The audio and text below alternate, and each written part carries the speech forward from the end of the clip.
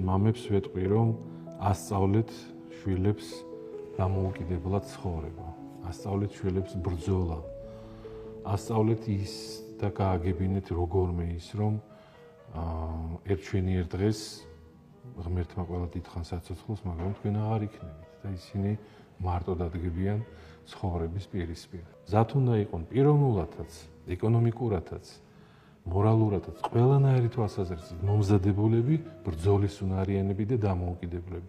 ამას ვცდილობ მე, რომ ამას მივაჩიო, ეს ვასწავლო, იყონ დამოუკიდებლები, ძლიერები, განათლებულები და პიროვნებები იყონ, უპირველეს ყოვლისა ადამიანები იყონ.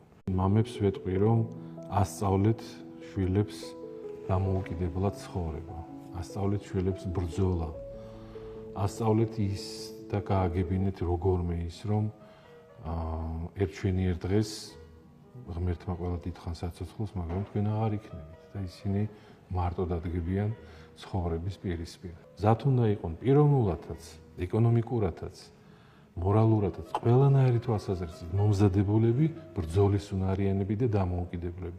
ამას ვცდილობ მე, რომ ამას მივაჩიო, ეს ვასწავლო, იყონ დამოუკიდებლები, ძლიერები, განათლებულები და პიროვნებები იყონ, უპირველეს ყოვლისა ადამიანები იყონ.